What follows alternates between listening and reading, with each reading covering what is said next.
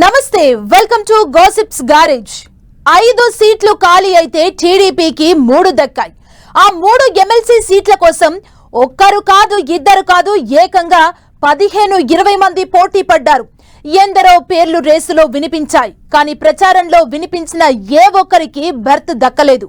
అసలే కూటమిగా పొత్తుంది. ఆ 2 పార్టీలకు చెరో 2 సీట్లు ఇవ్వాల్సి వచ్చింది. ఇక మిగిలిన 3 అన్ని సమీకరణాలు లెక్కలోకి తీసుకొని ఆ 3కి అవకాశం కల్పించారు. ఎమ్మెల్సీ ఆశావాహులకు టీడీపీ అధిష్టానం ఇచ్చిన హామీ ఏంటి? తెలుగు తమ్ములకు ఏం చెప్పి చంద్రబాబు ఒప్పించారు?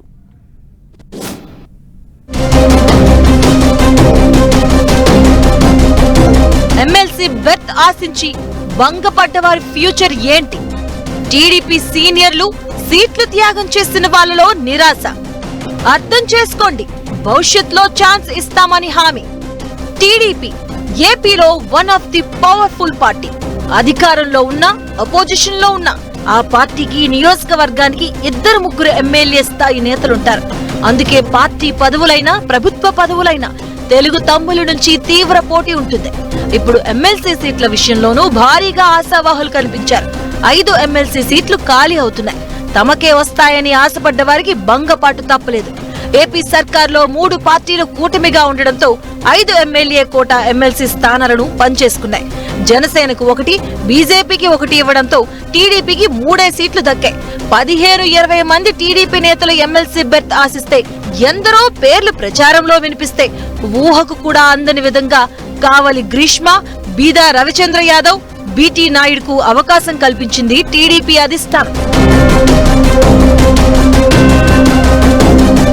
కొత్తగా ఎమ్మెల్సీ సీటు ఆశించిన వారు కొందరైతే ఎమ్మెల్యే టికెట్ త్యాగం చేసిన నేతలు కూడా శాసన మండలికి వెళ్లాలని ఆశపడ్డారు. ఇక ఇప్పటికే టీడీపీ ఎమ్మెల్సీలుగా ఉన్నవారు రెన్యువల్ కోసం ప్రయత్నించారు. సిట్టింగ్ లో బీటీ నాయుడుకు మాత్రమే అవకాశం దక్కింది.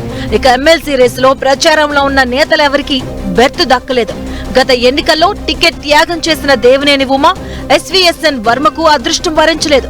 ఇక తిరువూరు సీటును వదులుకున్న మాజీ మంత్రి జవహర్ కు నిరాశ మిగిలింది. ఈ 3తో పాటు కేంద్ర మాజీ మంత్రి పనబాగ లక్ష్మి, కోడెల శివప్రసాద్ కుటుంబానికి కూడా ఎమ్మెల్సీ సీటు ఇస్తామని హామీ ఇచ్చినట్లు చెబుతున్నారు. వీళ్ళెవ్వరికీ అవకాశం దక్కకపోవడంతో ఆశావాహులంతా నిరాశలో ఉన్నట్లు టాక్ వినిపిస్తుంది. కొందరైతే ఫోన్లు స్విచ్ ఆఫ్ చేసి ఎవరికీ అందుబాటులోకి కూడా రావడం లేదట. దీంతో అలకబూనిన నేతలను టీడీపీ అధిష్టానం బుజ్జగిస్తున్నట్లు తెలుస్తుంది. టీడీపీ నుంచి పలువురు ఆశావాహులు చివరి నిమిషం వరకు ప్రయత్నాలు చేశారు. సీనియర్ నేత యనమల రామకృష్ణకు సీటు రెన్యువల్ కాలేదు. ఎమ్మెల్సీ దక్కలేదని అసంతృప్తిలో ఉన్న సీనియర్లు సీట్లు త్యాగం చేసిన వారికి నచ్చజెప్పేందుకు TDP state president Palla Srinivasarao రంగంలోకి దిగారు. 2027లో మరోమారు ఎమ్మెల్యే కోటాలో ఎమ్మెల్సీ ఎన్నికలు జరగనున్నాయని, వాటిలో ఛాన్స్ ఇస్తామని చంద్రబాబు చెప్పారంటూ ఆశావాహులకు ఫోన్ చేసి బుజ్జగిస్తున్నారట. పదవీ విరమణ చేస్తున్న వారిలో బీటీ నాయుడుకు ప్రత్యేక కారణాలతో తిరిగి ఛాన్స్ దక్కింది. సీనియర్ నేతల్లో యనమల, పవన్ కోసం సీటు త్యాగం చేసిన వర్మకు సీట్లు ఇవ్వకపోవడం ఇప్పుడు పార్టీలో చర్చగా మారింది. తనకు సీటు ఇవ్వకపోవడంపై వర్మ తన మద్దతుదారుల దగ్గర చేసిన కామెంట్స్ వైరల్ అవుతున్నాయి. యనమల కుటుంబం నుంచి ఇప్పటికే 3 పదవుల్లో ఉన్నారు. కుమార్తె తుని ఎమ్మెల్యేగా, మైదుకూరు నుంచి వియ్యంకుడు పుట్టా సుధాకర్ యాదవ్, అల్లుడు మహేష్ ఏలూరు ఎంపీగా ఉన్నారు. దీంతో యనమలకు సీటు రెన్యువల్ చేయలేదని అంటున్నారు. యనమల సామాజిక వర్గం నుంచి బీదా రవిచంద్రకు సీటు ఖాయం చేశారు.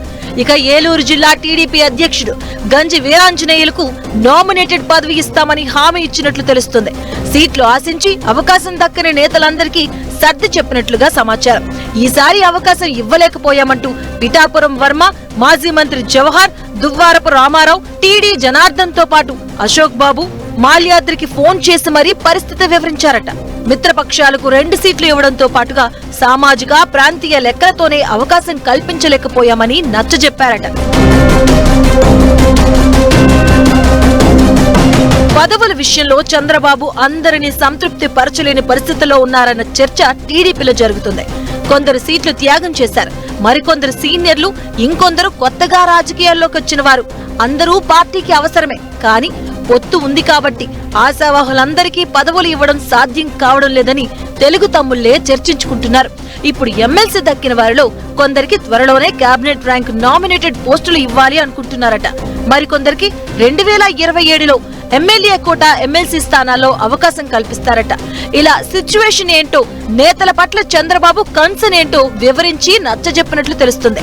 ఆల్మోస్ట్ ఆశావాహులంతా పరిస్థితిని అర్థం చేసుకున్నారని, కాకపోతే పదవులు రావడం ఆలస్యం అవుతుందనే బాధ మాత్రం ఉందంటున్నారు టీడీపీ నేతలు.